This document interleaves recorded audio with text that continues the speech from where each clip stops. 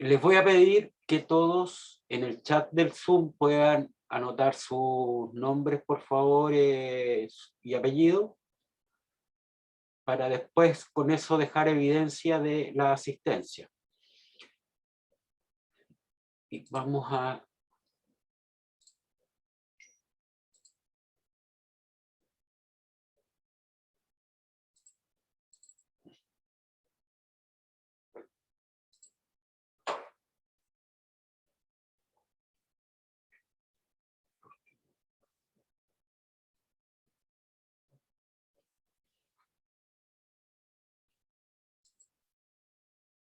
¿Se ve el PPT? Sí, profesor. Y se ve. Perfecto. Hoy no lo puedo...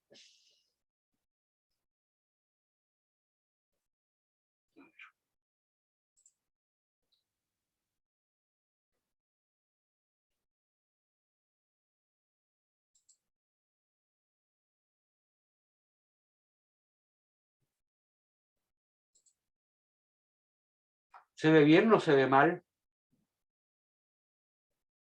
Se ve cortado, profesor. A ver, espérenme un minuto, déjenme...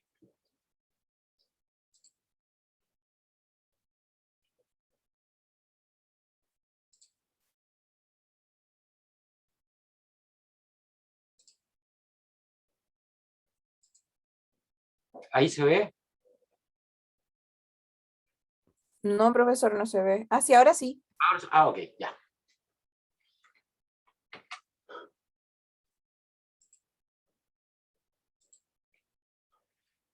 Bueno, como les decía, yo me voy a presentar al último. Mi nombre es Cristian Boleter. Soy ingeniero comercial y tengo un MBA de la Universidad del Desarrollo y tengo más de 15, alrededor de 17 años de experiencia en dirección de empresas. He sido gerente general y de finanzas principalmente, aunque también una vez me tocó ejercer el cargo de gerente comercial, pero no por mucho tiempo. Y bueno, me he desempeñado en distintos tipos de empresas, de distintos tamaños también y sectores, principalmente en empresas relacionadas con el consumo masivo o retail y la industria farmacéutica. Los cargos desempeñados me han permitido poder desarrollar habilidades y conocimiento en todo lo que es relacionado con el liderazgo de equipos multidisciplinarios, planificación estratégica y modelo de negocio.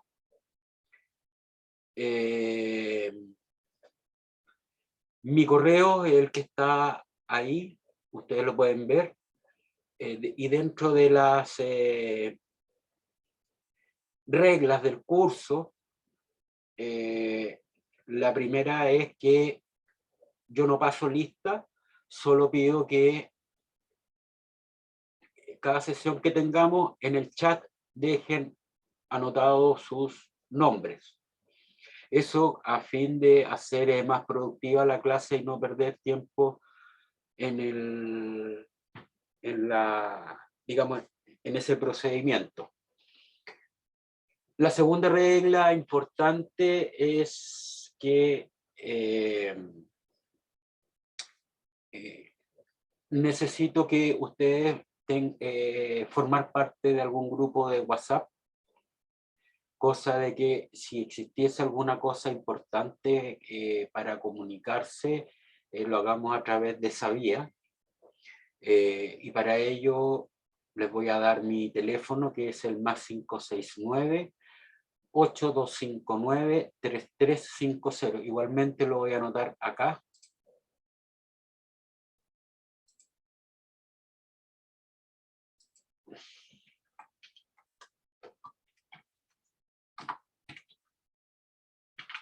Ahí está mi número de teléfono, así que les pido que por favor me puedan incluir en un grupo de WhatsApp para que podamos estar comunicados. Esto es súper relevante, chicos, porque yo, a contar de este año, yo ya no radico, ya no vivo en la región metropolitana, yo vivo en la ciudad de Pucón, y a veces tengo algunas dificultades de conectividad, entonces es más fácil comunicarse con todo el curso y de manera rápida a través del WhatsApp si es que existiera alguna emergencia o si existiese alguna novedad importante durante el transcurso de la semana para yo hacérsela saber a ustedes. Así que les pediría, por favor, si es que tienen algún delegado de curso, poder hacer un grupo de WhatsApp y me incluyen, por favor.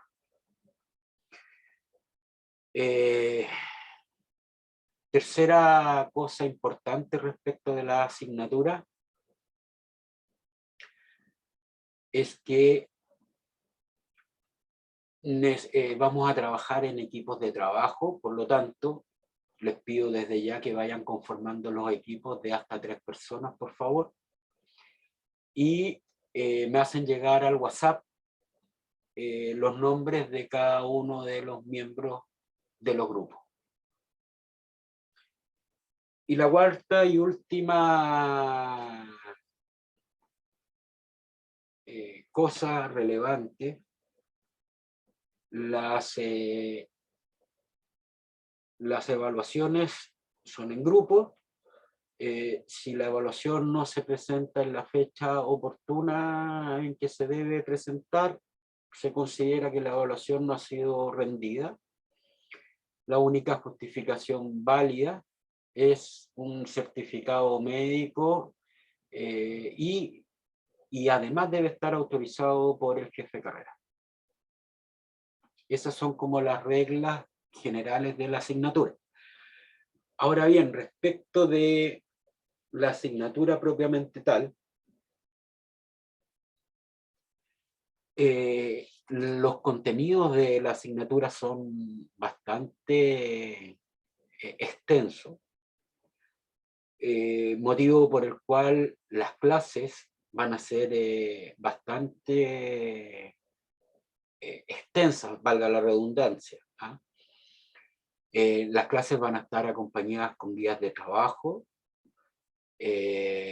Vamos a trabajar clase a clase porque la contabilidad en general necesita de ir estudiándose clase a clase, ya que los conocimientos son acumulativos. Entonces, es importante que ustedes desde un comienzo vayan primero planteando las dudas en el momento que ustedes lo necesiten, o se den cuenta que hay algo que no les ha quedado claro, me lo vayan planteando de manera inmediata, cosa de poder resolver ahí la inquietud que ha surgido.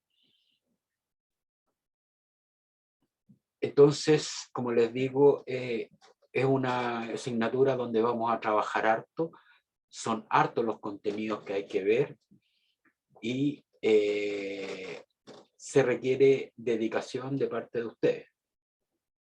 Si no hay dedicación, esto no funciona. Yo me caracterizo porque las evaluaciones son bastante extensas, mis evaluaciones son bastante largas, pero es porque el proceso contable así lo requiere. Y además, por otro lado, la práctica finalmente es la que termina dando la experiencia necesaria para afrontar los desafíos que impone el mundo competitivo.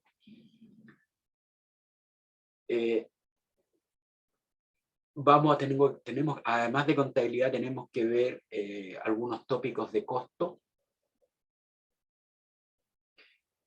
Y ahí en los tópicos de costo yo voy a detenerme principalmente en lo que es el cálculo y punto de equilibrio.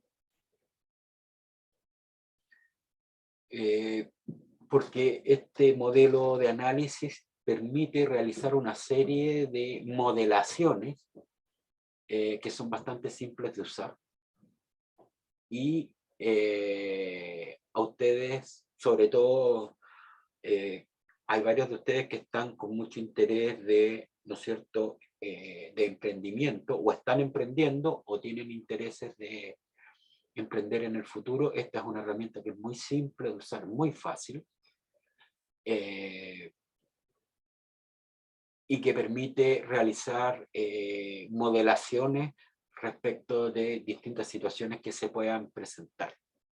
Finalmente, tenemos que ver algo de presupuesto. El tiempo es bastante... y respecto de presupuestos, ahí vamos a ver algunas formas de, ¿no es cierto?, proyectar el futuro, pero vamos a ver modelos más bien simples que pueden permitir elaborar presupuestos para la gestión. Eso, ¿alguna duda hasta acá? Ninguna. Perfecto. Comencemos entonces. Vamos a la materia.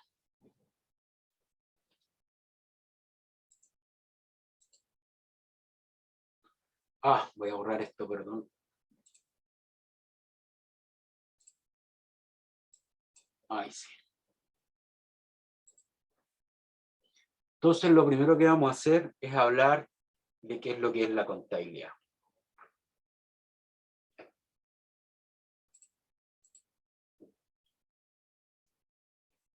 Y lo que vamos a decir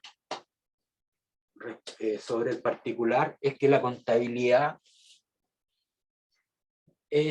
debe ser muy cercana para todos nosotros y para ustedes también. Porque al menos de forma bien rudimentaria podemos decir que todos sabemos cuánto ganamos y cuánto gastamos. ¿Ah? Así que ahí eso ya es una idea de contabilidad. Sin embargo, déjenme decirles que la actividad contable comenzó de manera rudimentaria, por supuesto, pero los primeros registros que se tienen en la humanidad son de más o menos del año 8000 antes de Cristo. Ahí se han encontrado algunas tablillas de barro del pueblo sumerio donde se hablaban temas de contabilidad.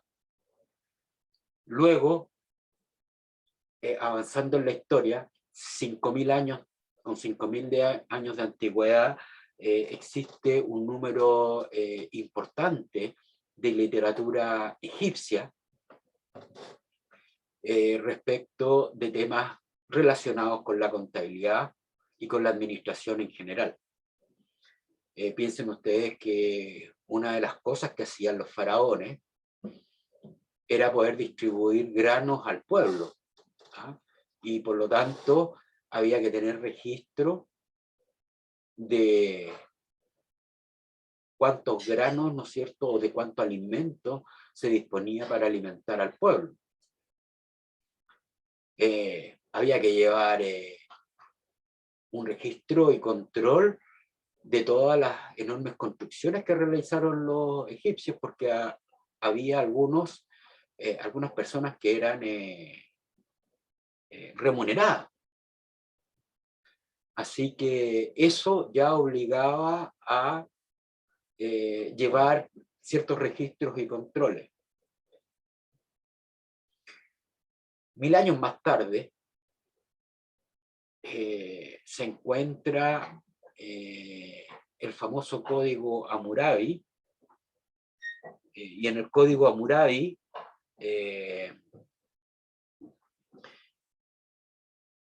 se describen una serie de normas y se establecen penas para, se describen y se describen ciertas actividades que se realizaban en aquella época Y además se fijaban los precios de esas actividades. O sea, 4.000 años atrás ya se estaba hablando de temas de fijación de precios, administración de contratos, tarifas que se debían cobrar por algunos prestadores de servicios, como por ejemplo los médicos. ¿Ah? En este código Hammurabi se describen claramente cuáles son las tarifas que pueden cobrar los médicos, y así también se describen las penas para quienes debían ser castigados por el no cumplimiento de contratos. Y ahí, básicamente, las penas están basadas ¿no es cierto?, en la ley del talión, que me imagino que todos ustedes conocen, por el famoso dicho de ojo por ojo, diente por diente. Entonces, ¿qué significa esto? Que si, por ejemplo, un médico causaba algún daño a un paciente, la pena sería equivalente al daño que tendría. O sea, que realizaba, no que tendría, que había realizado. Y así una serie de otras cosas. Bueno, para qué decir después si avanzamos en la historia,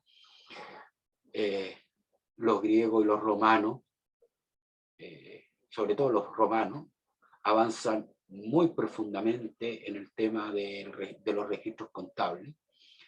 Piensen que el Imperio Romano, la gran extensión que llegó a tener, y donde se debía llevar registro, ¿no es cierto?, de la recaudación impositiva de todos los territorios conquistados.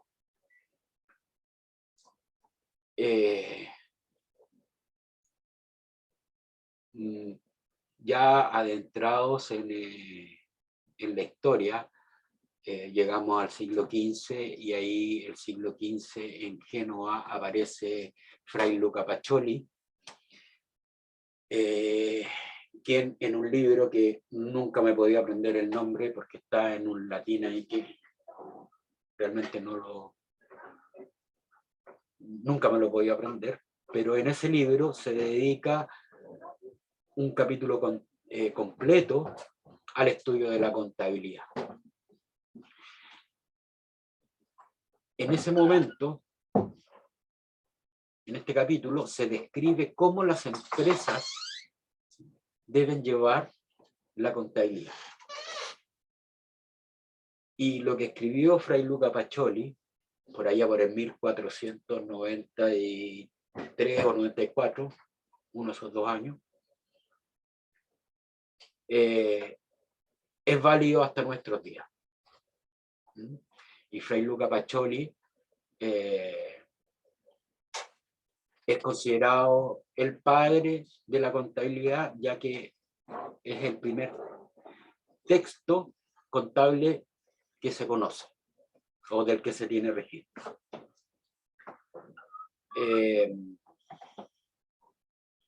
Piensen ustedes que en esa época, estamos ya en el Renacimiento, siglo XV,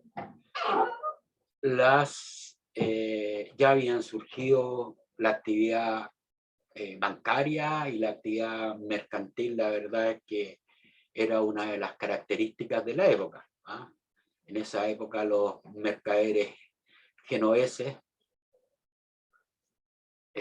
hicieron historia. Empiezan a surgir las primeras compañías de seguro, se empiezan a comerciar, ¿no es cierto?, con especias. Entonces era necesario llevar el control. Ese es básicamente un resumen muy breve, escueto, ¿no es cierto?, de lo que ha sido la contabilidad. Ahora bien, la contabilidad llevada a nuestros días, podemos decir que debería ser utilizada en todos los ámbitos del quehacer humano. Esto va desde la vida personal hasta el funcionamiento de las grandes corporaciones e incluso de los estados.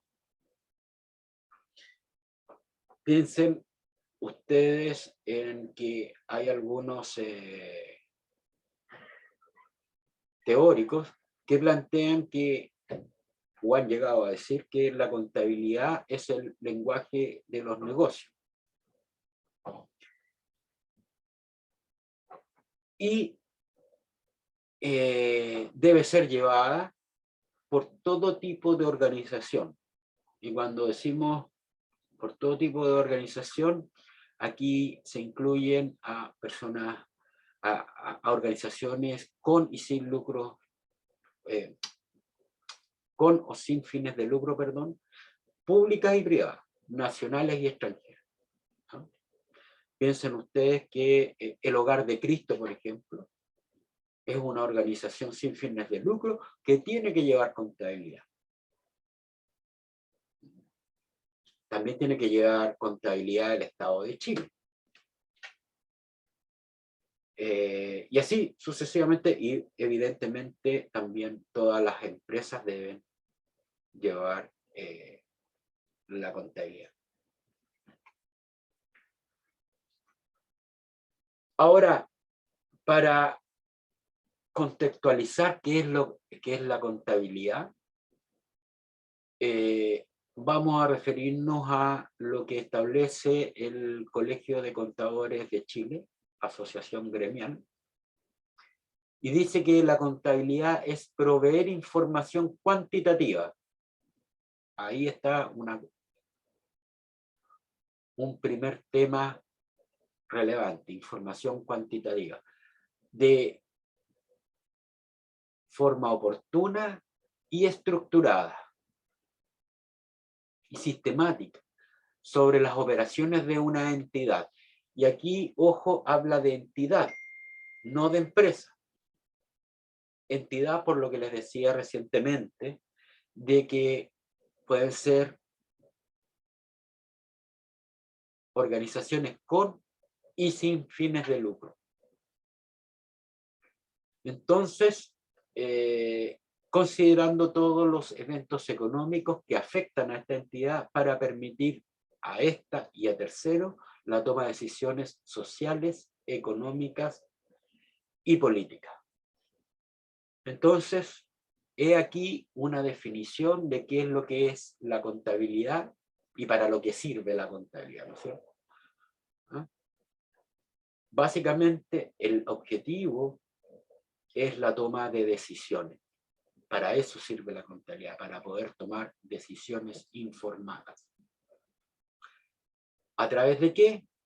De la información que provee, que debe tener la característica de que es información cuantitativa, oportuna, estructurada y sistemática. ¿Alguna duda hasta acá?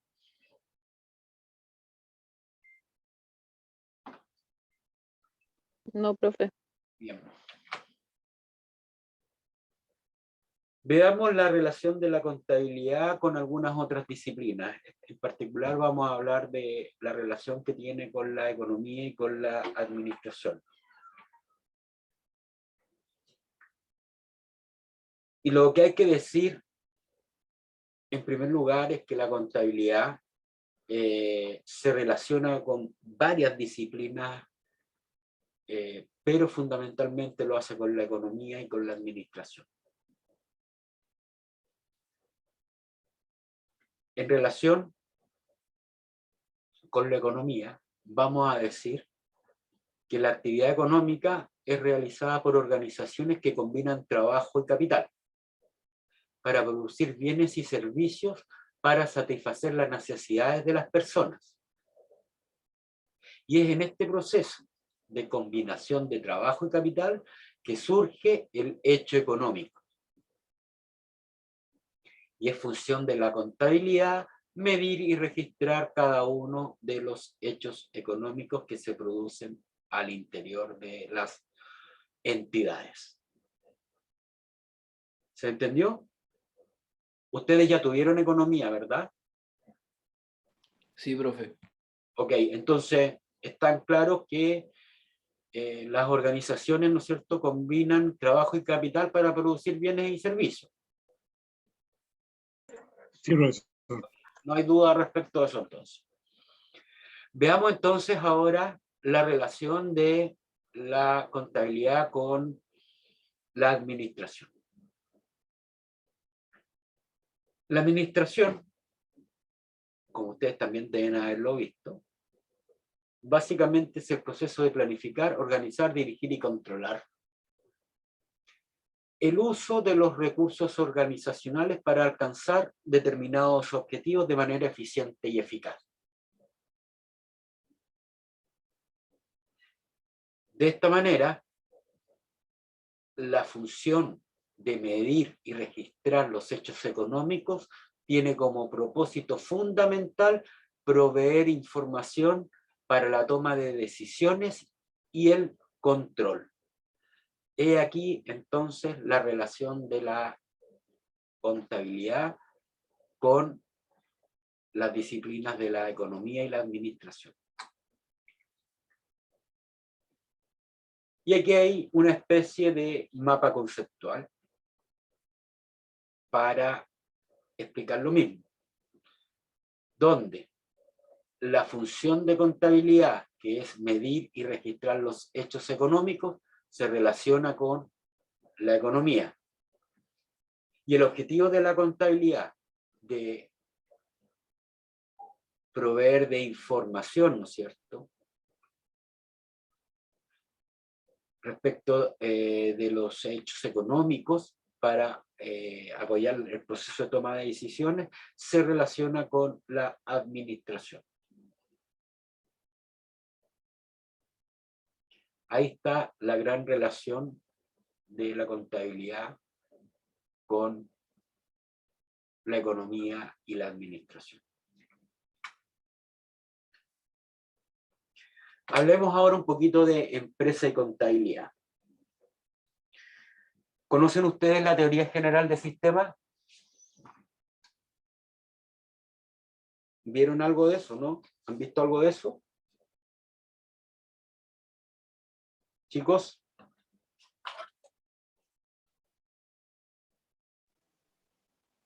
Parece que no, profesor. No, Yo al menos no creo lo que no. recuerdo.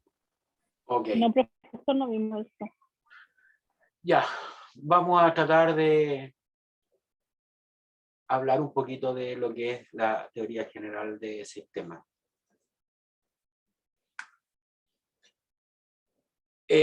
Fíjense bien, me imagino que casi todos ustedes estarán de acuerdo, que una parte importante de las necesidades del ser humano son satisfechas por actividades económicas. Y estas actividades económicas, ¿no es cierto?, son producidas por unidades económicas que generalmente conocemos como empresas. En el año 1950, el biólogo alemán Ludwig von Bader-Landsky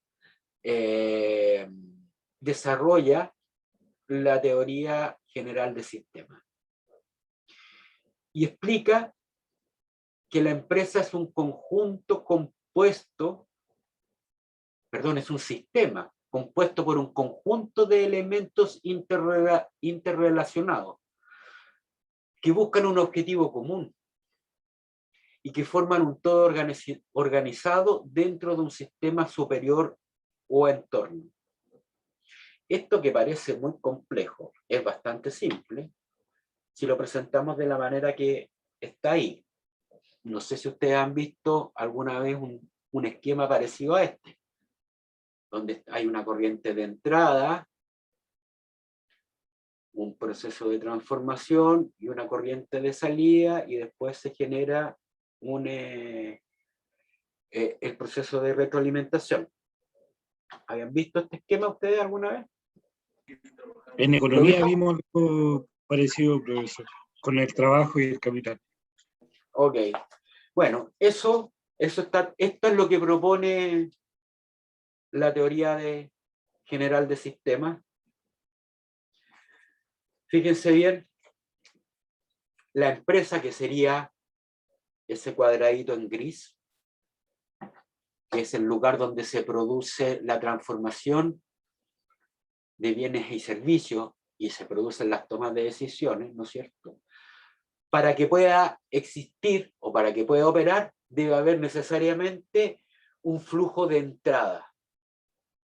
Y ese flujo de entrada está compuesto por varios elementos, algunos de ellos son los que ahí se exponen: capital, materias primas, información, energía, trabajo y algún otro insumo.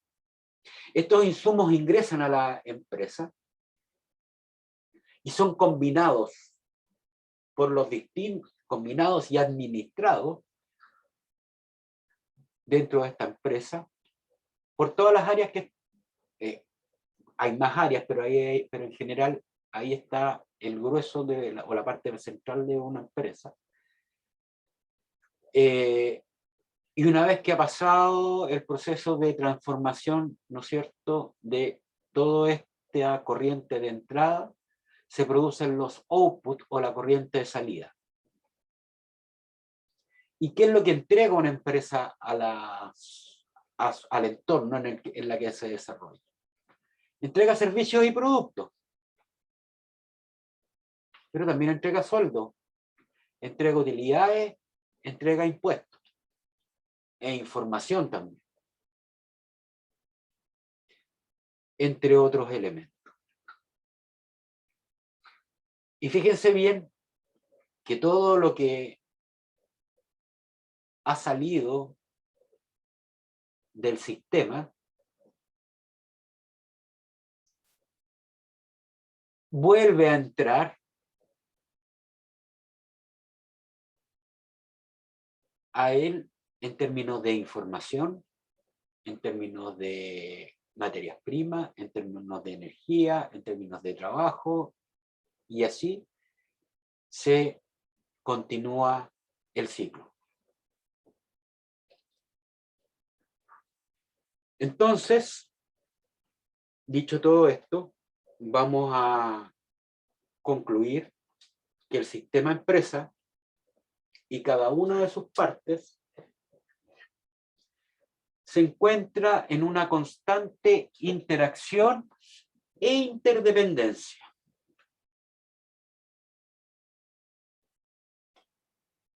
Constituyendo un todo sinérgico orientado, ¿no es cierto?,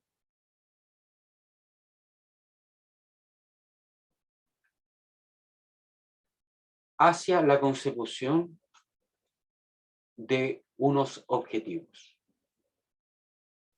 Y además se encuentra completamente y está en una constante interrelación con su entorno. Porque, como ustedes ven ahí, esta constante interrelación está caracterizada por los inputs y por los outputs, así como por la retroalimentación. ¿Se entendió? Sí, profesor. Sí, profesor.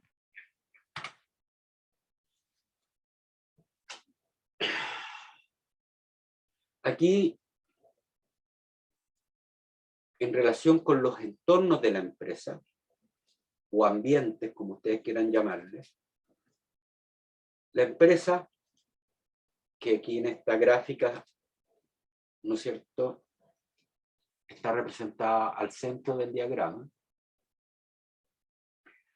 está inserta en dos grandes entornos, el microentorno y el macroentorno. El microentorno, que sería el ambiente que está en un color celeste, es el ambiente más cercano, obviamente, a la empresa. Y fíjense que principalmente está compuesto este microentorno por los proveedores de la empresa, los clientes de la empresa, los competidores. Y también podemos agregar a los sustitutos.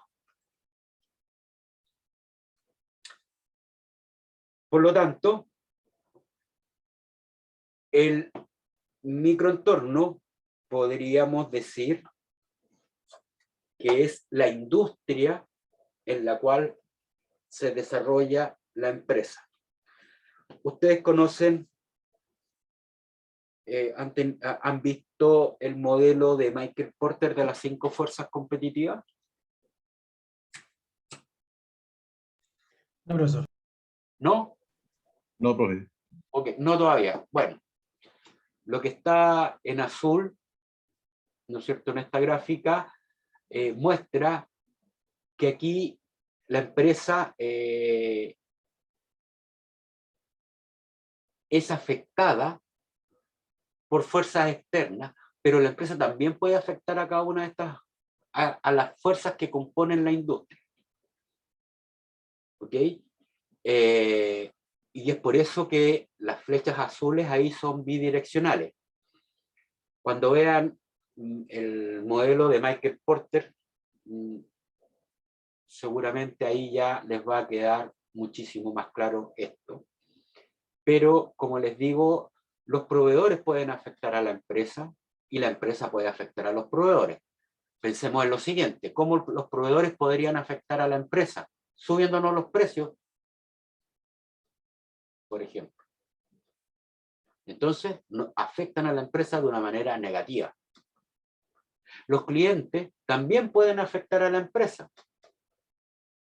¿Cómo? No demandando los productos que la empresa produce y comercializa. Y los competidores también pueden afectar a la empresa. ¿Cómo, por ejemplo? Cuando hay muchos competidores en una industria, el precio, ¿qué es lo que debe pasar con el precio? Debería bajar, porque hay un exceso de oferta, que me imagino que eso, con eso sí no tienen problema, porque eso lo tienen que haber visto en economía. Sí, profe. Ok, entonces si ustedes se dan cuenta, aquí lo que ocurre en este microentorno, la empresa lo puede afectar, pero también los componentes del microentorno también pueden afectar a la empresa. Y es por eso que estas flechas son bidireccionales. Luego, más fuera del círculo celeste, se encuentra el macroentorno. Y aquí lo que ocurre en el macroentorno afecta a la industria y a la empresa. Pero acá la dirección de afectación es una sola. Es solo hacia la industria y hacia la empresa. Aquí si ustedes se fijan, las flechas son unidireccionales, estas flechitas rojas que están ahí. Y el macroentorno típicamente está compuesto por 6 elementos, pudiendo haber otros, pero típicamente son 6 los más relevantes. El entorno económico, el entorno ambiental, el entorno legal, el entorno tecnológico, político.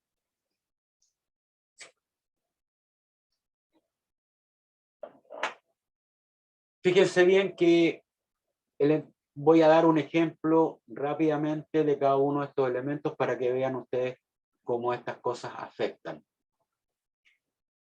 Por ejemplo, cuando hay voy a dar un ejemplo del entorno económico. Por ejemplo, cuando hay una alta tasa de desempleo, que es una variable económica, eso podría afectar positivamente a la empresa. ¿Por qué? Porque podría encontrar mano de obra a precios más bajos. Pero también puede ser negativo. Porque si hay mucho desempleo, significa que hay podría eso significar una menor demanda de los productos que la empresa produce y comercializa.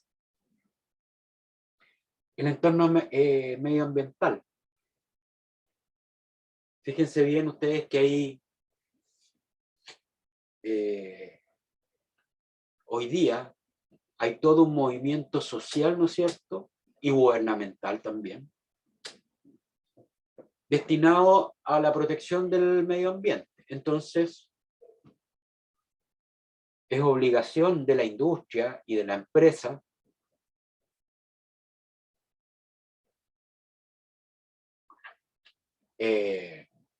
proteger el medio ambiente, y por lo tanto puede ser que les salga más caro producir con mejores estándares de contaminación, si es que la empresa tiene un proceso productivo ahí contaminante. El entorno legal. Yo me imagino que al menos una parte importante de ustedes ve las noticias. Fíjense bien que hoy día se está planteando, por ejemplo, una reducción de la jornada laboral de 45 horas a la semana, pasarla a 40.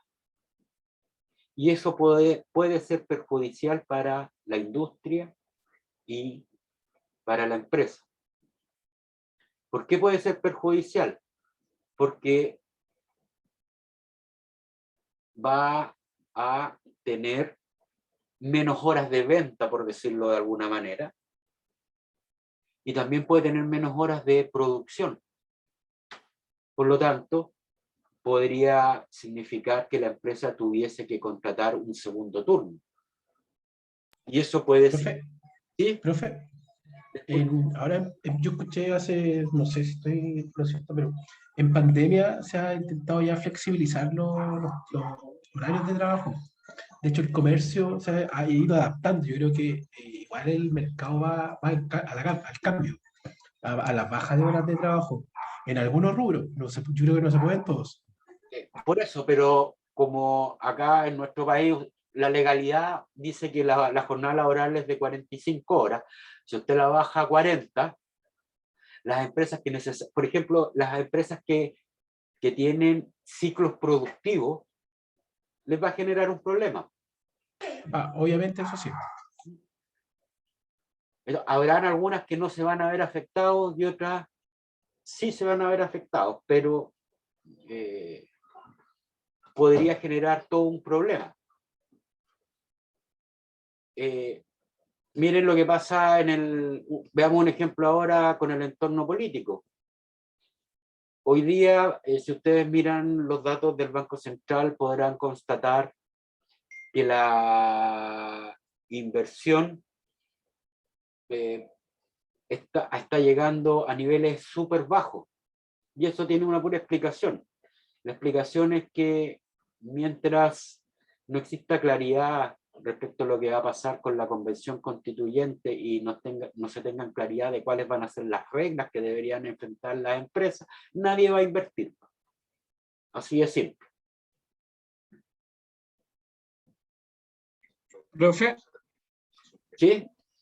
respecto a esos mismos datos, hoy escuchaba que, si no me equivoco, Chile creció en un 18%, Un que poquito era más. una cifra que no se conseguía incluso de antes de la pandemia, del estallido, de todo. Es una cifra histórica, nunca se había registrado un crecimiento desde que el Banco Central lleva el registro, que si no me falla la memoria, los primeros registros comenzaron por allá por el año 86, creo, si es que no me falla la memoria.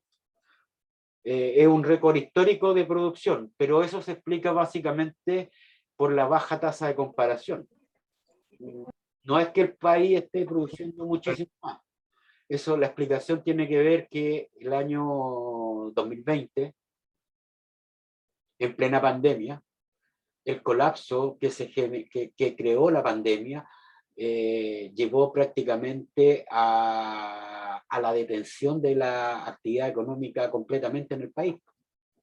Entonces, si tú produces muy poquito o casi nada, no es muy difícil obtener buenas tasas de crecimiento. Entiendo. Porque la base de comparación es cero prácticamente, o muy baja. Entonces eso quizá habría que compararlo contra un 2019. Y ahí podríamos ya tener algún... Claro, pero el 2019 también tendría una comparación con el 2018 y sería menos el Correcto, pero crecimiento. en este caso habría que considerar más bien el 2019 para poder hacer porque en estricto rigor nosotros lo que tenemos que hacer es compararnos, digamos, con un año o un año y un mes donde haya habido producción. Y si usted se fija, en todos los países del mundo, hoy día se están presentando tasas de crecimiento monstruosas, producto de que la pandemia los afectó a todos. De hecho, en 2020, la caída de la producción a nivel mundial fue histórica. Entonces, Profesor, ¿me escucho? Dígame. una pregunta Sí, dígame. es, yo también vi un reportaje, algo así, que la economía chilena se había repuntado, está dentro de las 3 mejores, pero eso tal vez no será por los bonos y las lucas de los 10%, de los 10% de la FP, profesor. Bueno, fíjese bien que eso también ha influido porque la demanda interna ha tenido un gran impacto, porque ha habido un exceso de liquidez producto de los retiros de la AFP y producto de los IFE. Eso quiere, Entonces, es como que tuvimos más crecimiento en lo comercial, pero no por el trabajo, sino por la plata que se dio. porque había mucha liquidez en el mercado del dinero. En el mercado del dinero hay un exceso de liquidez. Eso significa que hay mucha plata circulando. Pero eso tiene, digamos, dos caras. ¿Ah? La inflación. La primera, Eso quería decirle. la primera es, ¿no es cierto?, de que, claro, hay muchas personas gastando, pero eso genera otro problema que es de inflación.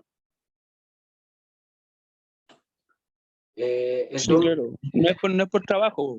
claro, exactamente. No hay, y eso genera inflación, y la inflación es perversa porque la inflación es el mayor problema que tienen las sociedades modernas, porque la inflación golpea más fuerte a quienes tienen menos. Entonces, la verdad es que, bueno, hay políticas ahí que, en mi opinión, perdónenme, a lo mejor es un poco político lo que voy a decir, pero se han llevado adelante demasiadas políticas públicas de carácter populista. Entonces, la verdad es que finalmente termina pasando esto, porque si bien es cierto, hoy día hay un exceso de liquidez, la pregunta es, y a lo mejor hay exceso de recursos, pero la pregunta es, ¿cómo vamos a pagar todo eso que se viene? ¿De dónde van a salir los recursos? Y la verdad que en ese sentido creo que no se ha sido lo suficientemente responsable.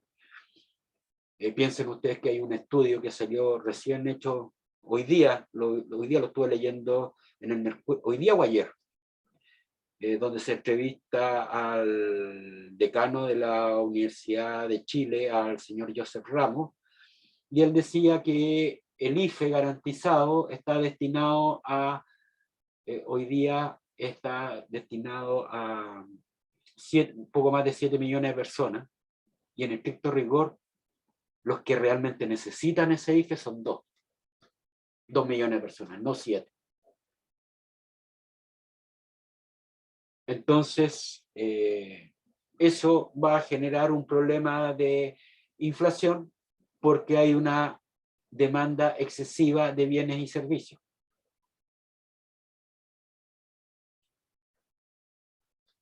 Y la inflación la van a terminar pagando los más pobres, no los que tienen más.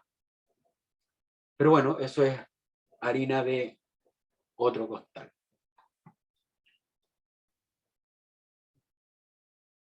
Un último ejemplo para concluir esta parte, hablar del entorno tecnológico. Y el entorno tecnológico puede influir, al igual que todos, de manera positiva o negativa. De manera positiva, el entorno tecnológico ha permitido, ¿no es cierto?, el desarrollo del e-commerce de una manera no pensada hasta hace muy poco. Hoy día hay un sinnúmero de compañías que han surgido al amparo de la digitalización y están teniendo crecimientos notables, emprendimientos muy atractivos.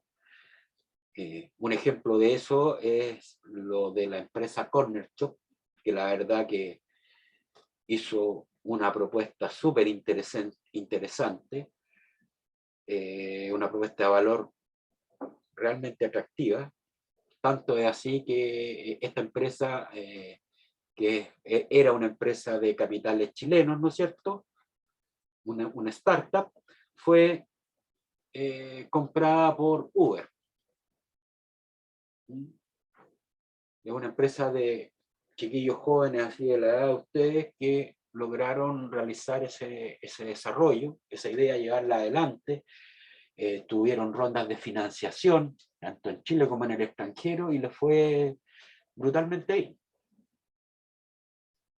Entonces, el entorno tecnológico permite el desarrollo de nuevas tecnologías. Un caso que probablemente va a ser muy parecido al de Cornerstone es la otra empresa chilena, Notco, no sé si la conocen, que es una empresa de unos estudiantes de la Universidad Católica, donde están haciendo todo tipo de alimentos que tienen una característica distintiva, que son alimentos en base a naturales, pero tiene un nombre, se me olvidó en este momento.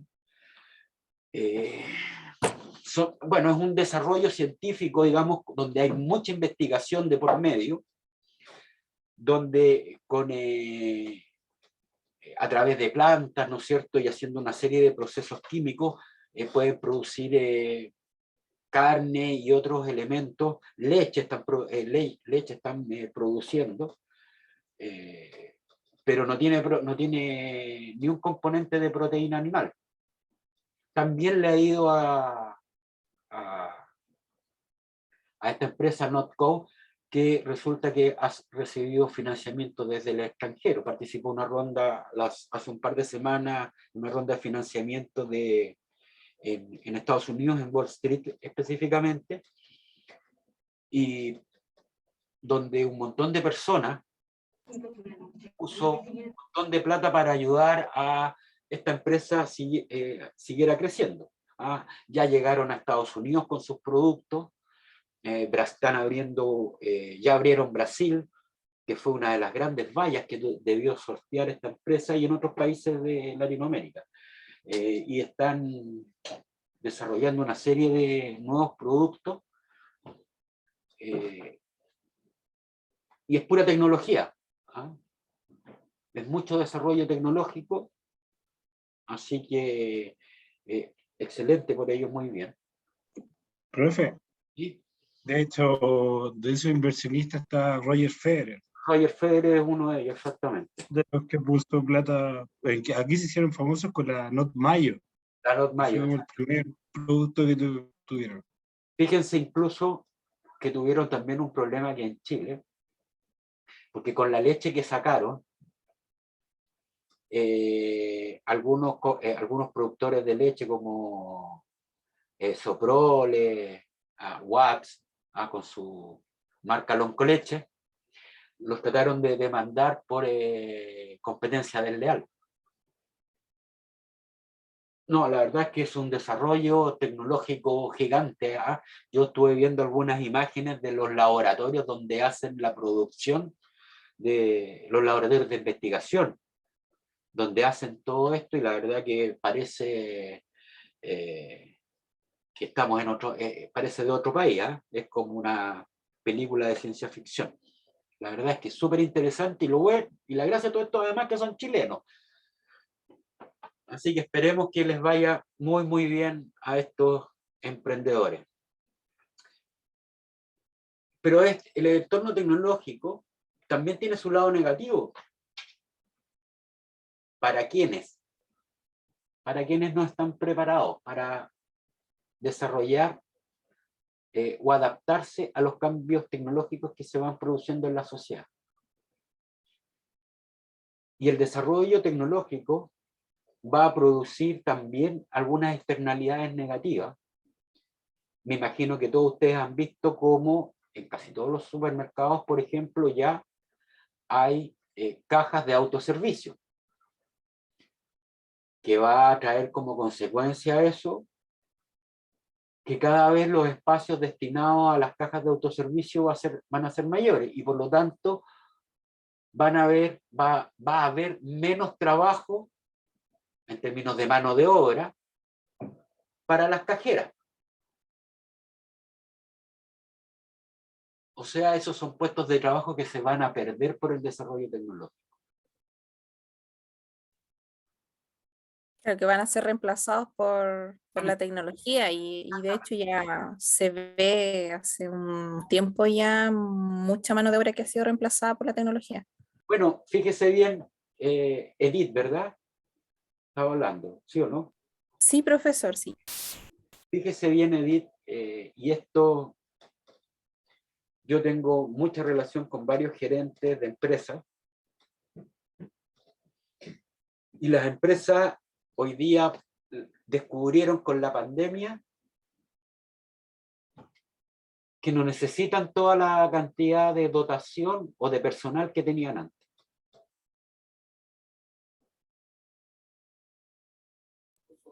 Me imagino que sí. Imagínense lo que y por eso es que se están dando estos niveles de desempleo que tenemos, que finalmente si no tenemos más inversión no van a poder ser absorbidos por la economía. Entonces, hay empresas que producto de la pandemia están ganando la plata a manos llenas porque se dieron cuenta que ya no necesitaban, primero ya no necesitan la misma cantidad de personal, y otro tema relevante, muchas empresas se dieron cuenta que no necesitaban tener de grandes espacios, oficinas específicamente, para albergar a todas esas personas porque pueden trabajar perfectamente bien desde sus casas. Entonces, la pandemia, como beneficio para algunas empresas, ha traído beneficios, valga la redundancia, en términos de reducciones de costos importantes.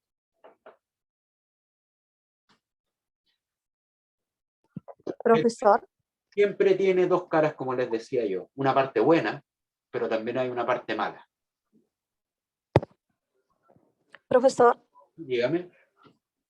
una opinión con respecto a eso. La verdad es que también hay muchas empresas que han abusado de la pandemia para no contratar personas cuando la cantidad de trabajo en algunas empresas se ha duplicado. Sí, porque eso es inherente al ser humano. Yo estoy de acuerdo con usted. Puede que hayan algunas que han abusado de eso. Pero, Con pero, respecto a la... pero la verdad es que piensa usted, yo le voy a hacer la siguiente. ¿Sabe cuál es el punto, Jessica? El punto es que depende mucho del lado de la cancha en que nos toque jugar. ¿Por qué le digo esto? porque hoy día, voy a hablar de las grandes compañías sobre todo, las grandes compañías tienen un sistema remunerativo que está en base a incentivos para lograr la mayor cantidad de beneficios. Entonces, en relación con eso, los altos ejecutivos van a hacer todo lo posible por aumentar la venta y disminuir los costos.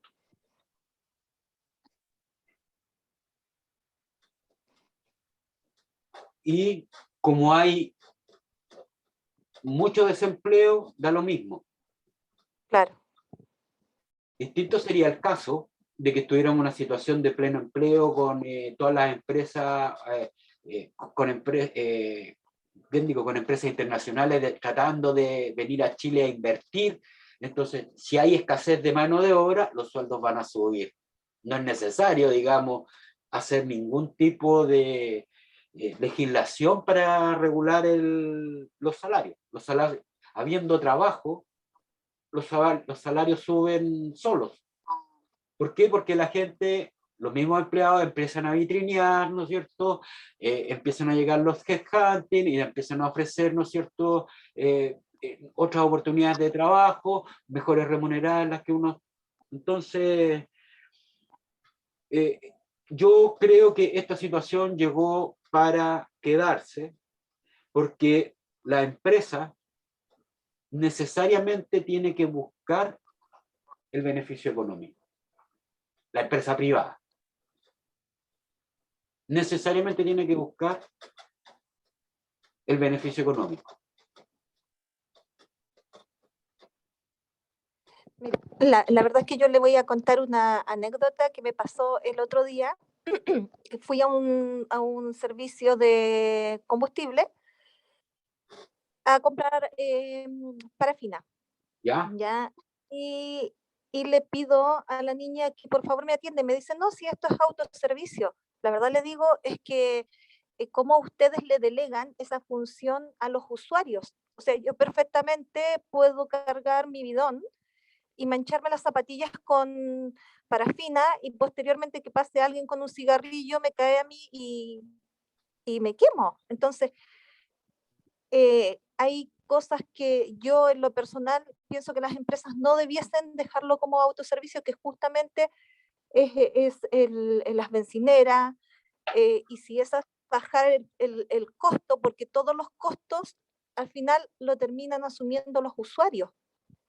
Y las empresas se llenan y se llenan y se llenan de dinero, contratan menos personal, sube la cantidad de desempleo y no hay nadie que lo regule. Mire, yo estoy parcialmente de acuerdo con lo que usted está diciendo, porque sí, así como hay empresas que ganan mucha plata, como dice usted, también hay un montón de empresas que han quebrado. Y eso es indudable, los números están ahí. La cantidad de empresas que quebraron fueron muchísimas. Entonces, hay que mirar las cosas con un sentido crítico. A mí, mire, la última vez que esto me pasó hace 2 o 3 semanas atrás, creo yo, algo parecido a usted. Yo venía viajando desde Santiago a Pucón, pasé a echar combustible en el vehículo, y resulta que en la estación de servicio me dicen, es autoservicio. Ok, pero ¿cuál era el beneficio del autoservicio? Porque en la estación donde yo pasé a echar combustible, me di cuenta que habían filas enormes en una parte de de donde están los surtidores. Habían surtidores que estaban con muchos vehículos haciendo fila para poder cargar combustible, y había otro lado, en la misma isla, había surtidores que no tenían vehículos. Me puse ahí, se acerca una persona y me dice, es autoservicio. Ok. Me tuve que autoatender Y me dijo el señor, yo no me había dado cuenta, no me había percatado, me dijo, usted tiene el beneficio de por ser autoservicio, el costo de la benzina son 10 pesos menos por litro.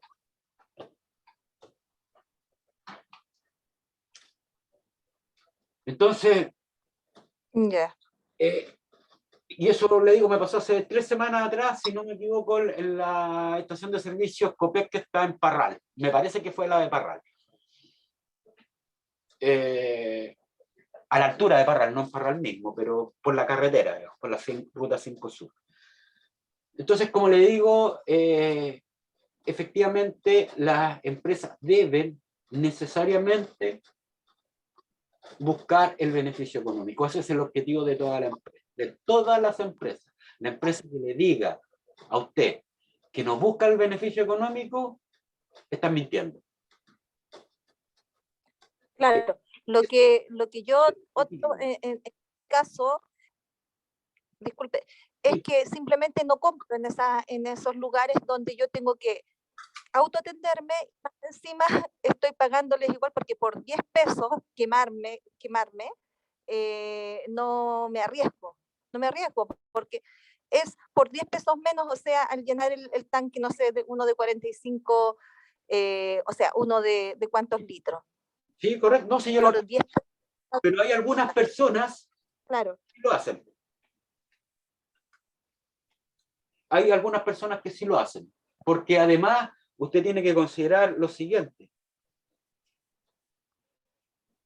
El autoservicio también requiere mayor inversión. Y como requiere mayor inversión, se demora mucho más tiempo en recuperarla. Otro ejemplo similar al que usted está diciendo, pero en otro ámbito. Yo antes vivía en Curacaví, antes de venirme a vivir a Pucón. Y resulta, como trabajaba en Santiago, todos los días tenía que viajar y pagar peaje de ida y peaje de vuelta. Ahí el peaje de Los Prados.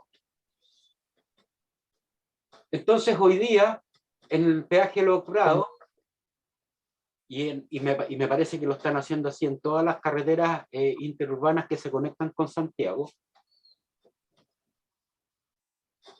existe la posibilidad del TAC o de atención manual.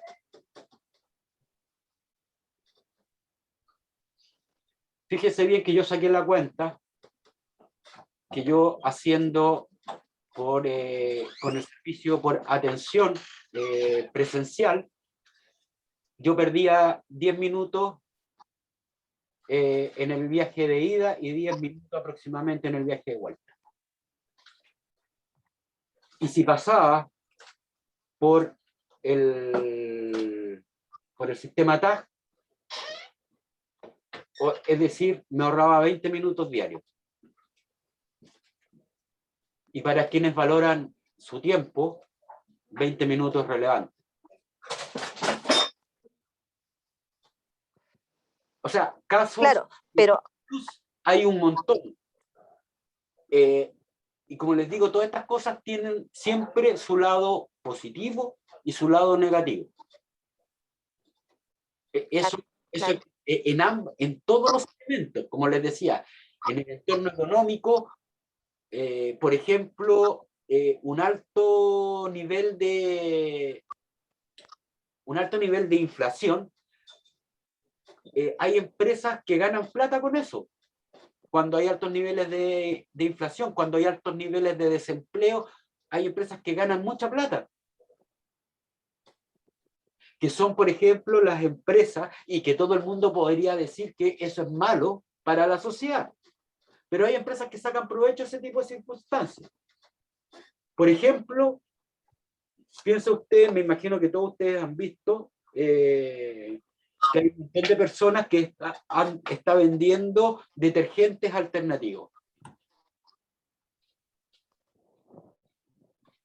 Entonces, cuando uno se encuentra ante la situación de que un detergente, por decir un nombre, y lo que voy a decir no tengo claridad en términos de valores, Uno encuentra, va y compra un drag, no sé, que puede costar 10.000 pesos contra otro que vale 2.000 o 3.000, no sé. Cuando uno está desempleado, uno tiene que cuidar, ¿no es cierto?, lo poco que tiene. Entonces, a lo mejor antes lavaba con Drive y ahora lava con este detergente alternativo. ¿Y quién está perdiendo? Drive está perdiendo, pero está ganando la empresa de detergente alternativo. Todas las cosas tienen su lado positivo y su lado negativo. Y dependiendo de la empresa y del sector industrial en el cual nos desenvolvamos, todas estas afectaciones positivas y negativas